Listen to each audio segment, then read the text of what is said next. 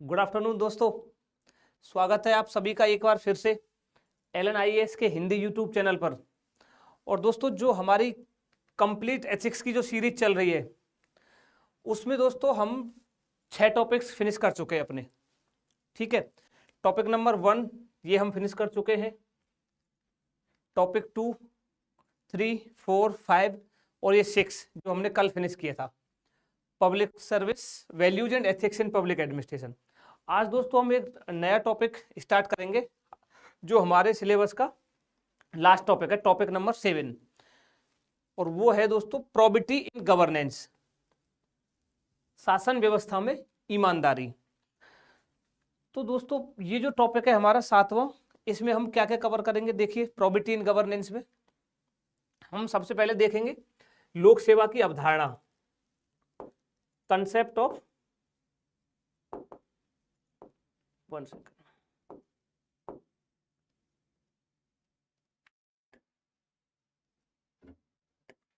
लोक सेवा की अवधारणा, कंसेप्ट ऑफ पब्लिक सर्विस। दूसरा टॉपिक हमारा होगा शासन व्यवस्था और ईमानदारी का दार्शनिक आधार, यानी कि philosophical basis of governance and probity.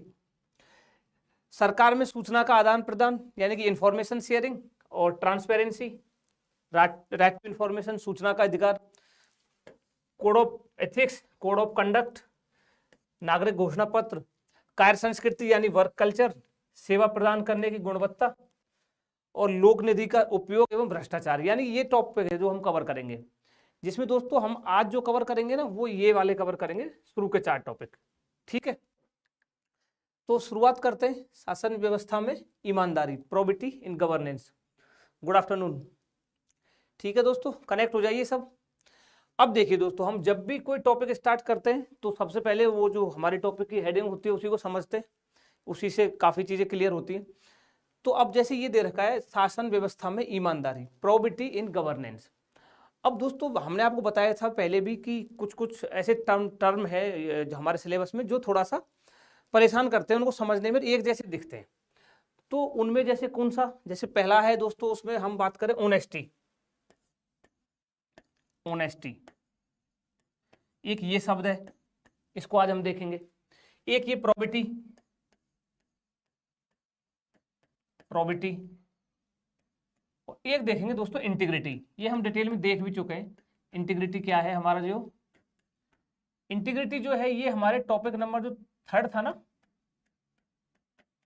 Aptitude and foundational values for civil services, लोक सेवा या सिविल सेवा हेतु बुनियादी मूल्य जो थे, उसमें टॉपिक नंबर 3 में हम ये देख चुके हैं। ठीक है, इंटीग्रिटी ये हमारे सिलेबस में डायरेक्टली मेंशन है। प्रोबिटी जो है ये टॉपिक नंबर 7 में है, ये जो अभी हम पढ़ रहे हैं टॉपिक 7, प्रोबिटी इन गवर्नेंस, ये है ही। यानी ये दोनों तो डायरेक्टली हमारे सिलेबस में मेंशन है। जो ऑनेस्टी है ये डायरेक्टली सिलेबस में मेंशन नहीं है, लेकिन दोस्तों इनडायरेक्टली ये हमको सिलेबस में इसका मतलब पता होना चाहिए। ऑनेस्टी, प्रोबिटी और इंटीग्रिटी। और दोस्तों आप देखोगे ना, प्रोबिटी और इंटीग्रिटी से पिछले सालों के आप क्वेश्चन पेपर उठा के देखोगे, 2013, 14, 15, 16 लगातार 19, 20 तक, तो इनसे ना सवाल जरूर मिला है, हर साल सवाल मिला है प्रोबिटी से, इंटीग्रिटी से। तो इन तीनों का मतलब क्या है, तीनों का क्या क्या थोड़ा थोड़ा जो डिफरेंस है वो क्या है, वो हमको पता होना चाहिए। अब जो ऑनेस्टी है दोस्तों, इसका हम जो अनुवाद करते हैं वो ईमानदारी करते हैं, ईमानदारी। अब प्रोबिटी जो है ना, प्रोबिटी का भी यूपीएससी ने अनुवाद ईमानदारी करके लिखा हुआ है। और ईमानदारी अगर बहुत ज्यादा डीप में ना जाए तो ठीक भी है, बट अगर इसका हम थोड़ा एक्यूरेट ट्रांसलेशन की बात करें कि क्या हो सकता है, तो हम इसको सुचिता बोल सकते हैं, सुचिता। बट ईमानदारी भी ठीक है, इसीलिए तो बोलते हैं दोस्तों, अब जब क्वेश्चन पेपर आए, पेपर आप देने जाओगे तो हिंदी अनुवाद चाहे जो भी कुछ दे रखा हो, आप इंग्लिश जरूर देखिएगा कि ऑनेस्टी शब्द लिखा हुआ है, प्रोबिटी लिखा हुआ है या इंटीग्रिटी लिखा हुआ है। कई बार आप देखोगे यूपीएससी ने इंटीग्रिटी का अनुवाद भी ईमानदारी किया हुआ है कई क्वेश्चंस में, तो वहां अपने को क्या करना है, ये जरूर देख लेना है इंग्लिश क्या लिखा हुआ है। ऑनेस्टी लिखा है, प्रोबिटी लिखा है, इंटीग्रिटी लिखा है। इंटीग्रिटी का सत्यनिष्ठा। अब ये 3 शब्द हैं। अब यहां पर देखो प्रोबिटी इन गवर्नेंस लिखा गया है, भाई यहाँ ऑनेस्टी क्यों नहीं लिखा, ऑनेस्टी इन गवर्नेंस भी लिख सकते थे बट नहीं लिखा। फिर इंटीग्रिटी जो है इसको फाउंडेशनल वैल्यू माना है, foundational values of civil services topic number 3 में, जबकि प्रोबेबिलिटी को फाउंडेशनल वैल्यूज में नहीं रखा है, इसको टॉपिक नंबर 7 में रखा है, 3 में नहीं ऐड किया। तो यानी कुछ तो अंतर होगा ना तीनों शब्दों में, इसीलिए इन तीनों शब्दों में क्या माइनर या मेजर डिफरेंस है, क्या दोनों तीनों में क्या संबंध बनता है, इंटरकनेक्टिविटी क्या है, वो हम थोड़ा सा डिस्कस कर लेते हैं। ठीक है, अब देखो शुरुआत करते हैं ऑनेस्टी से। ऑनेस्टी को दोस्तों आप ऐसे समझो कि मान लीजिए सामान्य परिस्थिति है, ठीक है। अब सामान्य परिस्थितियों में मतलब नॉर्मल कंडीशन से कोई, ठीक है, सामान्य परिस्थितियों में कोई व्यक्ति है। अब वो सामान्य परिस्थितियों में वो व्यक्ति जो नैतिक मूल्य हैं, सामान्य परिस्थिति है और जो नैतिक मूल्य हैं, उन नैतिक मूल्यों के अनुरूप कार्य कर रहा है, वो नैतिक मूल्यों के अनुरूप कार्य कर रहा है, नैतिक सिद्धांतों के अनुरूप वो कार्य कर रहा है।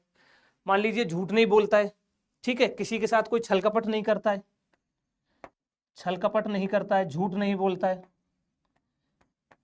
और सारे जितने भी नैतिक मूल्य उनके अनुसार कार्य करता है। कोई भी डिसीजन लेता है तो वो भी मोरली करेक्ट ही होता है, मोरली भी वो करेक्ट होता है, कोई भी उसके जो निर्णय होते हैं वो करेक्ट होते हैं। तो हम इस व्यक्ति को कहेंगे कि भाई ऑनेस्ट है, मोरली भी डिसीजन जो होते हैं वो एकदम करेक्ट डिसीजन लेता है, तो हम इसको कहेंगे कि यार ईमानदार व्यक्ति है, ऑनेस्ट है। ठीक है, सामान्य परिस्थितियों में। अब देखिए अब बात करते हैं प्रोबेबिलिटी की। अब प्रोबेबिलिटी जो है ना दोस्तों, इसके दो संदर्भ आ जाते हैं, ध्यान दीजिएगा इसको। एक दोस्तों आता है व्यक्तिगत संदर्भों में, व्यक्तिगत इंडिविजुअल लेवल पे, और एक जो इसका प्रधानतः जो यूज होता है, जो मुख्यतः जो है प्रोबेबिलिटी का, वो है संस्थागत, इंस्टीट्यूशनल, संस्थागत। अब संस्थागत कैसे, यानी दोस्तों प्रोबेबिलिटी जो शब्द है ना, इसका व्यक्तिगत भी ठीक है, प्रोबेबिलिटी व्यक्तिगत तौर पर भी बोल सकते हैं, भी बताएंगे कैसे, कि प्रोबेबिलिटी बोल सकते हैं कि हाँ ये इस व्यक्ति में प्रोबेबिलिटी है, प्रोबेबिलिटी वाला व्यक्ति है। बट जब व्यक्तिगत रूप में मामला आता है ना, कि किसी व्यक्तिगत रूप में बोलना हो, तो सामान्यतः ऑनेस्टी ही उसको ठीक से डिफाइन कर पाता है, यानी कि हम बोल पाते हैं कि फला व्यक्ति ऑनेस्ट है। ठीक है, और जब बात प्रोबेबिलिटी की आती है तो मुख्यतः इसका रोल आता है, इसकी जो भूमिका है यानी जो इसको यूज होता है वो आता है संस्थागत तौर पर, इंस्टीट्यूशनल। संस्थागत कैसे, जैसे संस्थागत मान लीजिए, जैसे हम कहें भारत सरकार है, तो अब ऐसे कहें कि भारत सरकार में पर्याप्त रूप से भारत सरकार के कार्यों में प्रोबेबिलिटी है, तो वो ज्यादा सटीक है, रेदर देन कि हम कहें कि भारत सरकार के जो कार्य हैं या जो शासन है उसमें ऑनेस्टी है।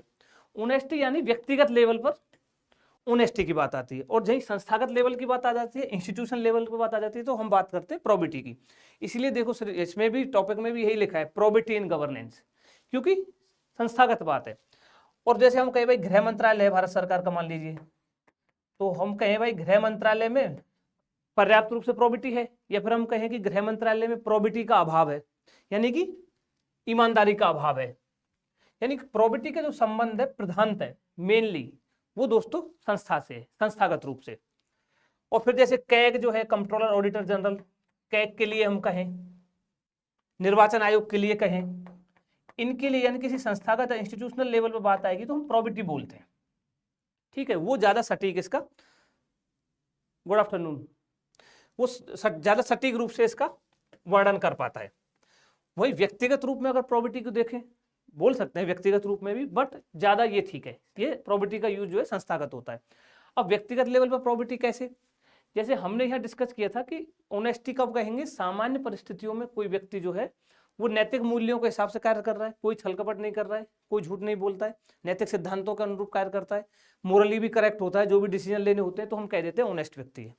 अब मान लीजिए वही व्यक्ति, यहाँ पर परिस्थिति जो है ना, परिस्थितियां विपरीत हो गई हैं, अब विपरीत परिस्थितियां आए, ठीक है, अब परिस्थितियां आपके अनुकूल नहीं है, सामान्य परिस्थिति नहीं है वो, अब विपरीत परिस्थिति आ गई। अब मान लीजिए कोई व्यक्ति विपरीत परिस्थितियों में भी वो सेम यही कर रहा है, नैतिक मूल्यों का पालन कर रहा है, ठीक है, कोई भी झूठ नहीं बोल रहा है, तो हम उसको कह सकते हैं कि भाई उस व्यक्ति में प्रोबेबिलिटी है। कैसे, फॉर एग्जाम्पल मान लीजिए कि दोस्तों कोई व्यक्ति है, उसके फैमिली वालों पर चोरी का आरोप लगाए, ठीक है, अब परिस्थितियां सामान्य नहीं है, किसी फैमिली मेंबर पर चोरी का आरोप लगा है और वो चोरी का जो आरोप लगा है उसको जेल हो सकती है, ठीक है, अब यहां पर भी मान लीजिए जो व्यक्ति है वो सच बोल रहा है, सच बोल रहा है कि हाँ ठीक है, अगर चोरी का आरोप लगा है और अगर वो सच है, अगर वो उसने किया है तो उसको जेल हो जाएगी, और आप सच बोल रहे हो एकदम जो है वही बोल रहा है, और आपको पता है कि आपके सच बोलने से इसको सजा हो सकती है, इसको जेल हो जाएगी, बट आप फिर भी सच ही बोल रहे हो, तो हम कहेंगे कि हाँ भाई प्रोबिटी है, व्यक्तिगत लेवल पर देखें तो। बट सामान्यतः आप ध्यान रखिएगा प्रोबिटी जो है वो हम संस्थागत लेवल उस पर यूज करेंगे, और जो व्यक्ति ईमानदारी जो है वो व्यक्तिगत है। अब तीसरा वर्ड आता है इंटीग्रिटी। अब इंटीग्रिटी में हमने आपको ये तो हम डिटेल में ही पढ़े थे, और यहां पर भी देखते हैं अभी। अब देखो अभी हम मोटा मोटा कहां पहुंचे, हम पहुंचे दोस्तों की ऑनेस्टी, जो आपको याद रखना है, ठीक है, ऑनेस्टी एंड प्रोबिटी। हमने क्या देखा कि प्रोबिटी को हम संस्थागत स्तर पर, संस्थागत, और ऑनेस्टी जो है वो व्यक्तिगत। Okay, getting my point. ये ऑनेस्टी और प्रोबिटी का हो गया। अब अगर हम देखें कि भाई ऑनेस्टी और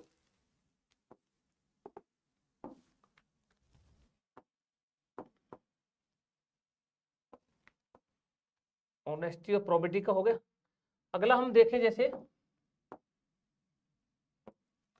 ऑनेस्टी और इंटीग्रिटी। इंटीग्रिटी सत्यनिष्ठा।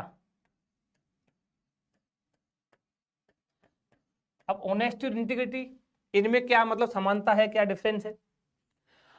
अब देखो अगर दोस्तों इनको हम एक उस पर रखें, एक इनको क्रम दें, मान लीजिए ऊपर नीचे से ऊपर की तरफ जा रहे हैं सीढ़ियों पर, तो दोस्तों ऑनेस्टी को हम यहां रखेंगे, ये ऑनेस्टी है, और ये इंटीग्रिटी है। यानी इंटीग्रिटी जो है ना, सत्यनिष्ठा जो है, वो ऑनेस्टी से ऊपर है, ठीक है, इंटीग्रिटी ऑनेस्टी से ऊपर है। इसको एक एग्जांपल से समझो। जैसे मान लीजिए दोस्तों आप किसी गवर्नमेंट ऑफिस में काम करते हैं, ठीक है, आप मान लो जयपुर में ही किसी गवर्नमेंट ऑफिस में आप काम करते हैं, और आपकी ऑफिस से विजिट पे जा रहे हैं, मतलब जो होते हैं ना कोई भी ऑफिशियल विजिट के लिए कहीं जा रहे हैं, मान लीजिए आप जा रहे हैं दिल्ली, ठीक है, और आपका दोस्त जो है वो जा रहा है मान लीजिए कहीं भी, मान लीजिए चंडीगढ़, ठीक है, आप दोनों को भेजा है कि आप ऑफिशियल विजिट पे जा रहे हैं, और फॉर एग्जांपल मान लीजिए आपको 3 दिन के लिए भेजा है, 3 दिन आप यहाँ जा रहे हो, 3 दिन यहाँ जा रहे हो। अब 3 दिन में से अब 3 दिन का आपका काम है ऑफिशियल वर्क जो है, कोई भी आपको मीटिंग अटेंड करनी है, जो भी ऑफिशियल वर्क है वो करना है दिन में, और फिर आप दो रात आपको यहाँ पर रुकना भी पड़ेगा, ठीक है, 2 रात इधर रुक रहे हो, 2 रात आपका दोस्त इधर रुक रहा है। अब आप जब विजिट पे गए हो इधर, तो मान लीजिए कि आप दिल्ली में जब गए, आप जयपुर से आपके ऑफिस वहां पर जो ऑफिशियल मीट लगी है, तो अब दिन में आप अपना वो कार्य कर रहे हो पूरा, ठीक है, जो भी आपको दिया गया है, और जो आपको अब यहाँ पर समझना थोड़ा सा, अब आपको और आपके दोस्त दोनों को, आपको दोस्तों क्या दिया गया है, क्या बोला है कि आपको एक कूपन दिया जा रहा है, ठीक है, और ये कूपन, सॉरी, अब ये जो कूपन है, आपका जो वहां खर्चा होगा ना रुकने वाला, मान लो आप नाइट स्टे करोगे, आप दोनों ही वहां रुकोगे, और वो सेल्फ अंडरस्टूड है, हमको उसके लिए कोई बिल नहीं चाहिए, कुछ नहीं चाहिए, बस आपको दिया जा रहा है, ठीक है, 5000 पर कूपन। आप 2 रात में रुक रहे हो, मान लीजिए 5000 के 2, 10,000 का आपको कूपन दिया है, इनको भी दिया है, आपको भी दिया है, और आपकी मान लीजिए आपके कोई दोस्त रहते हैं दिल्ली में, मित्र है, आपकी कोई रिश्तेदारी है, आपने होटल का रूम ना लेकर आप अपने दोस्त के वहां रुके हो, या अपने रिश्तेदारी में आप रुके हो, ठीक है, और आपने कोई रूम वगैरह नहीं लिया है, और जबकि ऑफिस से आपको ऑफिशियल मिल रहा है 10,000 रुपए, और ये बोला जा रहा है कोई बिल नहीं चाहिए, कुछ नहीं दिखाना, ये सेल्फ अंडरस्टूड है कि ऑफिशियल वर्क के लिए वहां भेज रहे हैं हम, आप 3 दिन वहां ऑफिशियल वर्क कर भी रहे हो, ऑफिस का वो काम आके बाद में आप डिपॉजिट भी करवाओगे, तो ये सेल्फ अंडरस्टूड है कि आप वहां रुकोगे, ऑब्वियस सी बात है। अब उस रुकने के लिए आपको ये दिया जा रहा है भत्ता कि आपको 10,000 रुपये मिलेगा, इनको भी दिया जा रहा है। अब आप दोनों काम करके वापस आए, वापस आके आप दोनों ऑफिस में आके डिस्कस कर रहे थे, तो इसने भी आपको बता दिया कि यार मैं भी मेरे रिश्तेदार के वहीं रुका था दिल्ली में, उसमें चंडीगढ़ में, आप बता रहे हो इसको मैं भी रिश्तेदार के वहां रुका था, ये भी बता रहा है कि मैं भी रिश्तेदार के वहां रुका था। अब जब आप कैशियर के पास गए ऑफिस में आने के बाद कि यार जो कूपन दिया था, अब हम काम करके आ गए, हमारे खर्चा जो भी है वो उससे पैसे ले लेते हैं, जो पैसे का प्रोसेस है वो पूरा करवाते हैं। अब आप देखते हैं कि जो ये व्यक्ति है, मान लीजिए ये व्यक्ति है, ये तो ये जाता है अपने कूपन जमा कराता है और 10,000 रुपये ले लेता है, जबकि इसने आपको बताया कि मैं अपने दोस्तों के वहां रोका था, आप भी दोस्तों के वहां रोके थे या अपने मित्र के वहां जो भी रिश्तेदारी में रोके थे। बट आपने क्या किया, आप जब कैशियर के पास गए तो आपने कैशियर को कूपन तो दे दिया और बोल दिया कि मेरा जो ये पेमेंट आप कैंसिल कर दीजिए, मुझे ये नहीं चाहिए क्योंकि मैं ऐसे ऐसे यहाँ रोका था। और कैशियर अब आपको बोल रहा है कि नहीं इसमें कोई दिक्कत नहीं है, हम आपसे नहीं बिल मांग रहे हैं ना कुछ मांग रहे हैं, ये गवर्नमेंट ने दिया है और आप वहाँ कहीं भी रुके हो आप तो लीजिए, आप ले सकते हैं पैसे, कोई भी इशू नहीं है कहीं भी कैसा भी। बट आप मना कर रहे हो कि नहीं मैंने वो खर्चा किया ही नहीं, मैं वहाँ रुका नहीं, मैं अपने वहाँ रुका था मित्र के पास, तो मुझे इसकी जरूरत नहीं है। यानी कि अब आप समझना दोनों में अंतर। अब दोस्तों ये जो व्यक्ति है यानी जो आप जो है आप मना कर रहे हैं मुझे पैसे नहीं लेने हो, तो ये दोस्तों ये है इंटीग्रिटी आपकी। ऑनेस्ट तो आप तब भी हैं, आप अगर वो पैसे ले लोगे तो आपको कोई बेईमान नहीं कहेगा कि आपने बेईमानी की है, आपको बेईमान नहीं बता रहा है सिस्टम। यानी कि इसका क्या संदर्भ निकल के आ रहा है कि जो नियम है, मान लीजिए जो नियम है, जो भी नियम है वो नियम भी आपको फायदा पहुंचाना चाह रहे हैं, नियमों के अनुसार अगर आपको ये पैसे मिलेंगे कोई दिक्कत नहीं है, बट फिर भी आप ये नहीं ले रहे हो, तो ये दोस्तों इंटीग्रिटी है, ये आपकी ऑनेस्टी से ऊपर है, ये व्यक्ति ऑनेस्टी से ऊपर है। Getting my point? अंतर आया, थोड़ा क्लियर हुआ समझ में, ऑनेस्टी और इंटीग्रिटी वाला? ठीक है, तो ये 3 शब्दों को हमने देखा दोस्तों, तो इतना इतना मोटा मोटा याद रखना। ऑनेस्टी व्यक्तिगत संदर्भों से रिलेटेड है, प्रोबिटी जो है हम संस्थागत रूप में देखेंगे इंस्टीट्यूशनल, और इंटीग्रिटी जो है जो इनसे ऊपर है। ठीक है, इंटीग्रिटी और ऑनेस्टी। अब देखिए ये 3 शब्द हमने समझे, ऑनेस्टी, प्रोबिटी और इंटीग्रिटी, और हमने इनका एक लिंक भी बताया आपको कि अगर ऑनेस्टी को हम यहां रखेंगे, प्रोबिटी को यहां रखेंगे और इंटीग्रिटी को यहां रखेंगे। और इंटीग्रिटी में दोस्तों एक चीज और भी है, मतलब यहां आपको कोई कहने वाला नहीं है, नियम भी आपके फेवर में है और आपको कोई कहने वाला भी कुछ नहीं है, फिर भी आप नैतिक निर्णय ले रहे हो, फिर भी आप नैतिक निर्णय ले रहे हो, ये है इंटीग्रिटी। जैसे ही जो वो एग्जांपल ले रहे थे हम, सामान्य परिस्थितियों में अगर कोई नैतिक कार्य कर रहा है तो ईमानदारी है, विपरीत परिस्थिति आ गई फिर भी वो नैतिक कार्य कर रहा है तो हम व्यक्तिगत स्तर पर उसको प्रोबिटी बता रहे थे। वही मान लीजिए ये परिस्थिति दोस्तों दीर्घ काल के लिए चलती हैं, ये परिस्थितियां लॉन्ग टर्म के लिए चलती हैं, और दीर्घ काल में भी, लंबे समय में भी आप उन्हीं नैतिक नियमों पर अड़े हुए हो, चट्टान की तरह आप खड़े हुए हो, तो दोस्तों हम आपको कहेंगे man of integrity. Man of integrity, woman of integrity भी हो सकती है, मैन ऑफ इंटीग्रिटी या वुमन ऑफ इंटीग्रिटी। ठीक है, तो ये दोस्तों तीनों में हमने माइनर मेजर जो डिफरेंस था वो तीनों का अंतर समझा। तो हमारे सिलेबस में ऑब्वियसली हमने अभी देखा कि संस्थागत लेवल पर जब भी बात करेंगे प्रोबिटी की करेंगे, तो इसीलिए लिखा गया है प्रोबिटी इन गवर्नेंस, शासन व्यवस्था में ईमानदारी। और सिलेबस के जो पॉइंट्स है ना इस टॉपिक में, 7वें जो टॉपिक में, वो सारे पॉइंट्स ऐसे हैं जिससे गवर्नेंस में प्रोबिटी बढ़ेगी। देखिए जैसे कि ये रहा, सरकार में सूचना का आदान प्रदान होना चाहिए तो प्रोबिटी बढ़ेगी, कोड ऑफ एथिक्स होना चाहिए, कोड ऑफ कंडक्ट होना चाहिए, सिटीजन चार्टर होना चाहिए, कार्य संस्कृति अच्छी होनी चाहिए, लोक निधि का उपयोग, भ्रष्टाचार नहीं होना चाहिए, लोक सेवा की अवधारणा क्या है। यानी टॉपिक की जो हेडिंग है प्रोबिटी इन गवर्नेंस, उसके अंदर जो टॉपिक्स है, सब टॉपिक्स है, वो वैसे ही है जो शासन में ईमानदारी को बढ़ाने वाले हैं, इनसे शासन में पारदर्शिता आएगी और ईमानदारी बढ़ेगी। अब दोस्तों हम स्टार्ट करते हैं एक एक करके इनको। सबसे पहले देखते हैं कंसेप्ट ऑफ पब्लिक सर्विस, लोक सेवा की अवधारणा। अब लोक सेवा की अवधारणा हम लोक प्रशासन वो हम देखे थे हमने 6वें टॉपिक में। तो लोक सेवा का दोस्तों आशय क्या है? लोक सेवा का आशय है सार्वजनिक उद्देश्य से की जाने वाली सेवा, यानी सार्वजनिक उद्देश्य से जो सेवा की जा रही है वो लोक सेवा है। यानी सार्वजनिक उद्देश्य, अब इसमें कौन कौन इंक्लूड है, यानी सभी के लिए किए जाने वाले कार्य, सभी के हित में जो कार्य किए जा रहे हैं वो लोक सेवा है, सार्वजनिक उद्देश्य। पर दोस्तों कई बार क्या होता है, संकीर्ण अर्थ में हम मान लेते हैं कि लोक सेवा का मतलब सरकारी सेवा, ऐसा नहीं है, केवल सरकारी सेवाओं तक सीमित नहीं है लोक सेवाएं दोस्तों। लोक सेवा का सीधा सीधा वो विस्तार जो है वो जहां तक जनता का हित है ना, जनता का हित या जन कल्याण जहां तक हो रहा है वो सब लोक सेवा के दायरे में आएगा। अब चाहे वो गवर्नमेंट हो, चाहे प्राइवेट हो, या फिर पीपीपी मोड पे हो, पब्लिक प्राइवेट पार्टनरशिप, जैसे भी हो, बट होना चाहिए सार्वजनिक उद्देश्य, जनता का कल्याण का हित, जन कल्याण की बात उसमें आनी चाहिए, उसको हम लोक सेवा बोलते हैं। अब लोक सेवा की बात आ रही है तो अब लोक सेवा, जो लोक सेवक होते हैं, पब्लिक सर्वेंट या फिर सिविल सर्वेंट जो होते हैं, लोक सेवक, या इनको दोस्तों अब इनको हम 4 पॉइंट में देखेंगे। क्या क्या देखेंगे इनके बारे में? कि भाई जो लोक सेवक है, पब्लिक सर्वेंट है, जो सिविल सर्वेंट है, उसमें क्या होना चाहिए, ठीक है, उसको क्या करना चाहिए, एक लोक सेवक में क्या होना चाहिए, लोक सेवक को क्या करना चाहिए, और लोक सेवक को क्या नहीं करना चाहिए, और जो नैतिक कार्य उसको क्यों करने चाहिए, क्यों उसको नैतिक कार्य करने चाहिए, ये 4 पॉइंट हम देखते हैं। और दोस्त देखना, सारे पॉइंट्स ऐसे हैं दोस्तों जो सिलेबस में कहीं ना कहीं मेंशन है, इसीलिए हम आपको बार बार बोलते हैं कि जो सिलेबस है ना वो आपको याद होना चाहिए, जिससे उन शब्दों का हम यूज कर सके लिखने में, आंसर में। तो एक सिविल सेवक में क्या होना चाहिए दोस्तों, देखो टॉपिक नंबर 3 में हमने पढ़ा था, उसमें फाउंडेशनल जो आधारभूत जो मूल्य है, जो बुनियादी जो मूल्य है, वो सारे होने चाहिए। सत्यनिष्ठा होनी चाहिए, भेदभाव रहितता होनी चाहिए, गैर तरफदारी होना चाहिए, वस्तुनिष्ठता होनी चाहिए, सार्वजनिक सेवा के प्रति समर्पण भाव होना चाहिए, भावनात्मक समझ, इमोशनल इंटेलिजेंस होनी चाहिए, उसका जो एटीट्यूड है वो पॉजिटिव होना चाहिए। ये एक सिविल सेवक में होने चाहिए सारे मूल्य, ठीक है।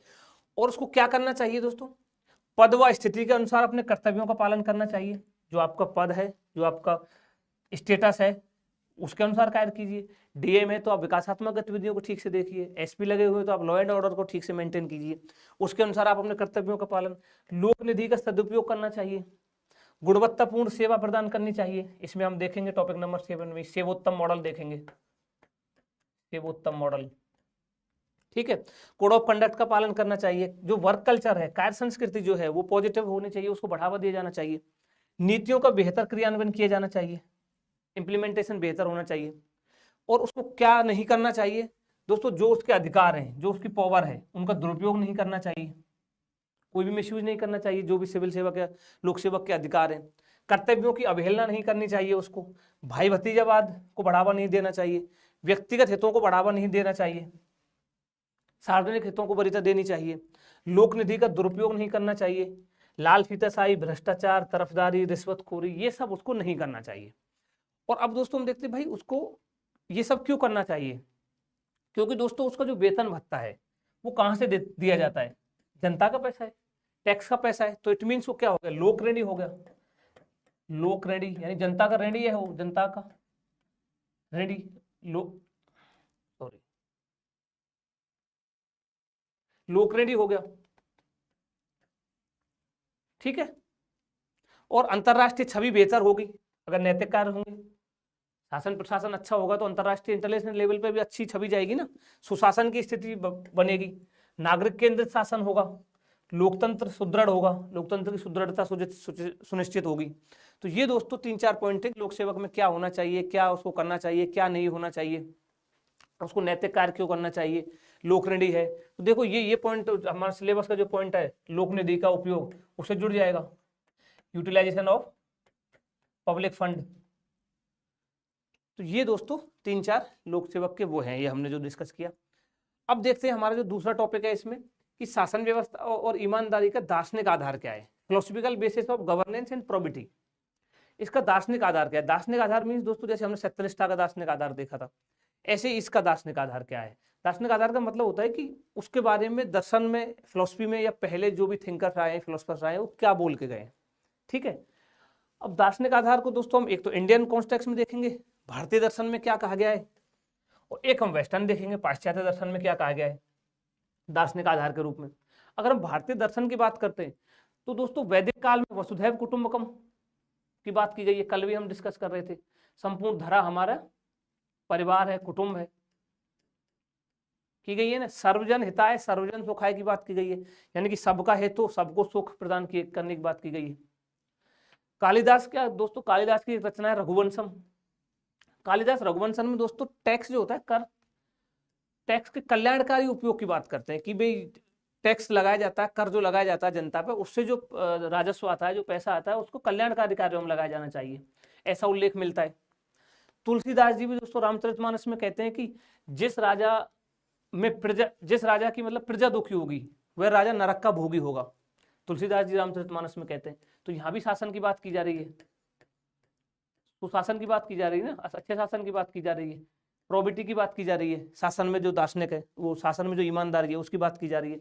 यानी कि अगर राजा आज के टाइम पे जो हमारे जो भी हायर पोस्ट पे जो बैठे हुए हैं, जो इनके हाथ में मतलब ऐसे डिसीजन निर्णय लेने की क्षमता है, जो सैकड़ों लोगों का जीवन बदल सकते हैं, ठीक है, तो उनको कैसा होना चाहिए, उनका जहाँ भी वो है, उनके जो जनता है, जिससे नागरिक जो है वो उनके उसमें उनके जो नीतियां हैं या जो भी है वो जन कल्याण के लिए हित में होनी चाहिए। सेम वो रामचरितमानस में तुलसीदास जी ने कहा है कि राजा जिस राजा के राज्य में मतलब प्रजा दुखी है वो राजा नरक का भोगी है। गांधी जी भी कहते हैं, गांधी जी रामराज की कल्पना करते हैं। ठीक है, इसके बाद दोस्तों और हम चलें तो कौटिल्य अर्थशास्त्र में कहते हैं, उन्होंने अर्थशास्त्र जो उनकी पुस्तक है उसमें शासन व्यवस्था का उल्लेख किया है। वो भी कहते हैं कि प्रजा के हित में ही राजा का हित है। कौटिल्य का मानना है कि अगर प्रजा का हित है उसी में राजा का हित है, राजा के हित में प्रजा का हित नहीं है, राजा के हित में प्रजा का हित नहीं, प्रजा के हित में राजा का हित है, यानी प्रजा ही सर्वोपरि है, जनता ही सर्वोपरि है। ये कुछ भारतीय दर्शन की बात है दोस्तों। भारतीय दर्शन में शासन और ईमानदारी के ये कुछ देखने को मिलता है। फिर पाश्चात्य दर्शन की बात करें तो दोस्तों प्लेटो हमने पढ़े थे ना, सुकरात, प्लेटो, अरस्तु। तो प्लेटो दोस्तों एक आदर्श राज्य की कल्पना करते हैं, और वो आदर्श राज्य में क्या बोलते हैं कि जो राजा है ना उसको दार्शनिक होना चाहिए, राजा को दार्शनिक होने की चेष्टा करते हैं प्लेटो। और राजा को दार्शनिक की क्यों बात कर रहे हैं? क्योंकि दोस्तों प्लेटो का मानना है कि जो व्यक्ति दार्शनिक होता है ना उसको उचित और अनुचित निर्णय लेने की समझ उसकी अधिक होती है, उचित और अनुचित निर्णय लेने की जो क्षमता है उसमें ज्यादा होती है दार्शनिक में। तो प्लेटो मानते हैं अगर राजा दार्शनिक होगा तो एक आदर्श राज्य की कल्पना की है उन्होंने, एक आदर्श राज्य स्थापित होगा। अरस्तु की बात करें तो अरस्तु बोलते हैं कि राज्य का अस्तित्व केवल जीवन के लिए नहीं है, यानी केवल जीवन के लिए राज्य का अस्तित्व नहीं है बल्कि अच्छे जीवन के लिए है। यहाँ पर भी वो जनता के लिए बात कर रहे हैं। बेंथम और मिल को हमने पढ़ा था, उपयोगितावादी जो है अधिकतम व्यक्तियों का अधिकतम सुख की बात करते हैं। फिर दोस्तों कन्फ्यूशियस का मानना है कि राज्य में दोस्तों व्यक्तिगत नैतिकता और राज्य की नैतिकता, न्याय, दया, ये सब लक्षणों का समावेश होना चाहिए, ये कन्फ्यूशियस का मानना है। तो दोस्तों ये कुछ ऐसी है जो भारतीय दर्शन और पाश्चात्य दर्शन में शासन व्यवस्था और ईमानदारी जो है उसके संदर्भ में कुछ बातें हमको यहाँ पर मिलती हैं। ये इसका philosophical basis of governance and probability हो जाता है। अब देखते हैं दोस्तों हमारा जो इसमें अगला टॉपिक है वो है सरकार में सूचना का आदान प्रदान, पारदर्शिता और सूचना का अधिकार, यानी कि information sharing and transparency in government, right to information, RTI। अब देखो दोस्तों ट्रांसपेरेंसी है, पारदर्शिता। अब पारदर्शिता का मतलब क्या है दोस्तों? सिंपल सा है, पारदर्शिता का ऐसा है खुलापन। खुलापन मीन्स दोस्तों जो भी विभागीय कार्यवाही चल रही है, भाई आप जिस भी डिपार्टमेंट में हो वहां जो भी विभागीय आप कार्यवाही की जा रही है उनके बारे में सबको पता होना चाहिए। भाई क्या आप कर रहे हो अपने विभाग में, आपसे कुछ पूछा जाए तो आप एक उसका प्रॉपर रिस्पॉन्स मिलना चाहिए, आप उसको ठीक से बता पाए कि मैं ये कर रहा हूँ।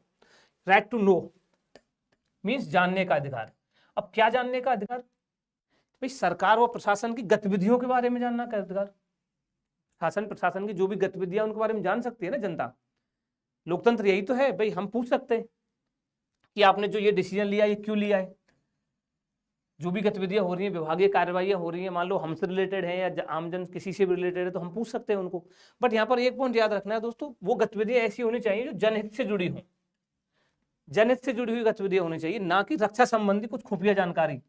अब मान लीजिए आप बोलने लग जाए कोई कॉन्फिडेंशियल कोई चीज है, रक्षा संबंधी कोई डील है, उसके बारे में आप इन्फॉर्मेशन लें तो वो दोस्तों नहीं मिलेगी। जैसे अभी राफेल में भी हुआ था, राफेल जो डील हुई थी तो आई थिंक कैग ने जो सुप्रीम कोर्ट में कोई रिपोर्ट एक दर्ज की थी तो कुछ हिस्सों को उसमें ऐसे कर दिया था, ब्लैक कर दिया था कि वो जानकारी नहीं दी जाएगी, कॉन्फिडेंशियल है। तो ऐसी जानकारी नहीं मांग सकते, वो पारदर्शिता के अंतर्गत नहीं आते क्योंकि कुछ चीजें गोपनीय भी होती हैं। Getting my point? अब दोस्तों इंफॉर्मेशन शेयरिंग क्या है फिर? अब जैसे कोई भी अधिकारी है, ठीक है, कोई भी अधिकारी है जो कार्य कर रहा है, अब उसके बारे में वो जानकारी दे सके कि मैं ये कार्य कर रहा हूँ। उससे अगर कोई पूछा जा रहा है, कोई आमजन भी पूछ रहा है तो बता सके मैं ये कार्य कर रहा हूँ, और आमजन जानकारी उससे ले सके, उस अधिकारी से जो भी वो कार्य कर रहा है।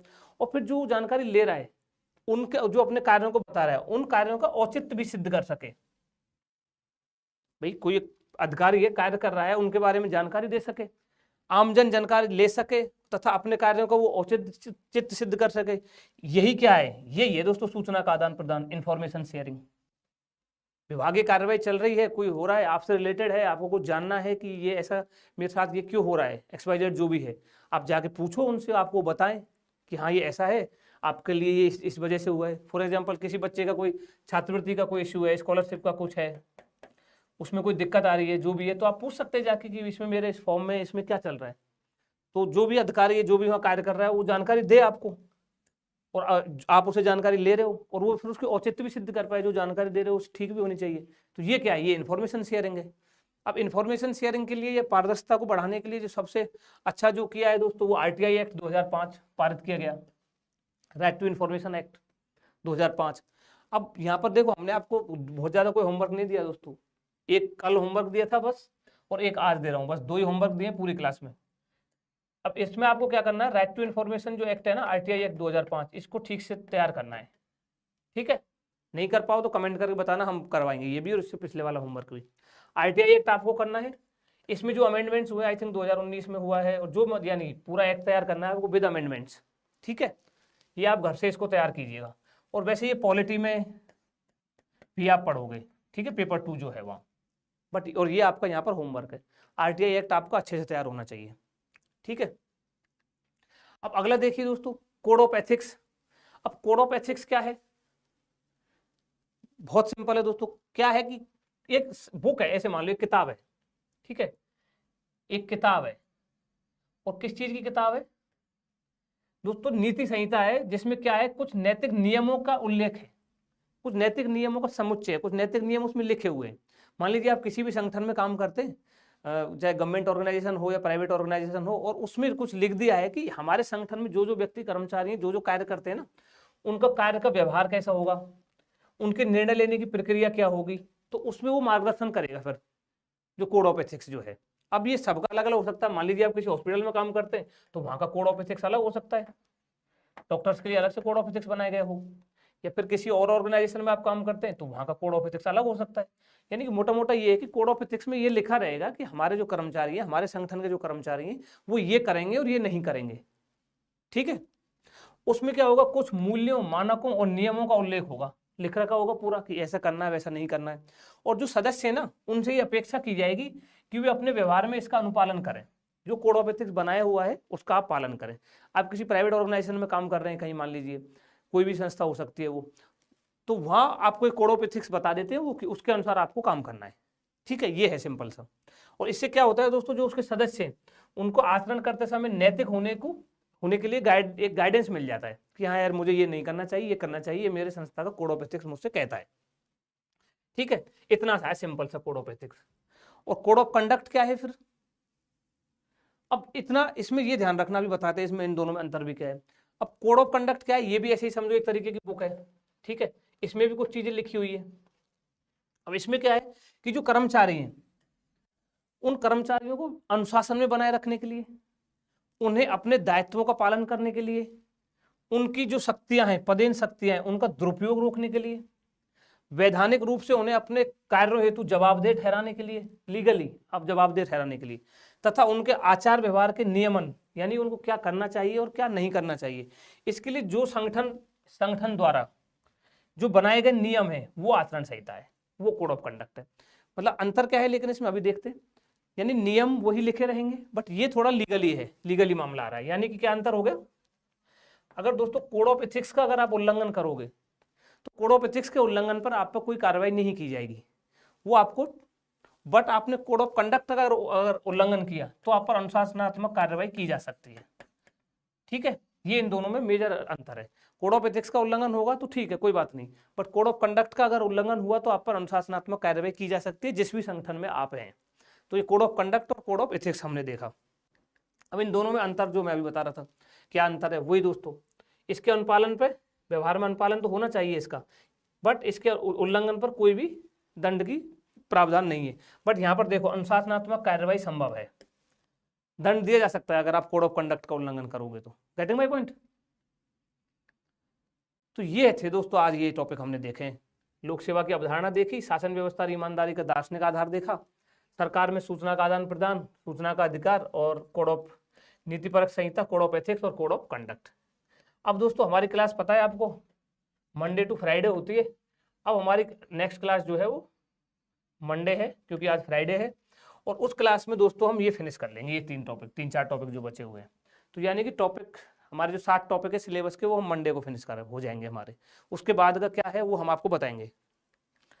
और ये दोस्तों आप देख लेना, मैंने कुछ इमेजेस डाल दिए, ऑनेस्टी डेफिनेशन, उसके कुछ एग्जांपल्स, प्रोबिटी क्या है ना, और इंटीग्रिटी के भी कुछ डेफिनेशन एग्जांपल्स क्या है। ये पीडीएफ जो है हमारा हिंदी टेलीग्राम जो चैनल है उस पर आपको मिल जाएगा, वहाँ से आप ये पढ़ लीजिएगा। तो ठीक है दोस्तों, आज की क्लास को यहीं विराम देते हैं, मिलते हैं मंडे को। Stay healthy, stay happy, thank you.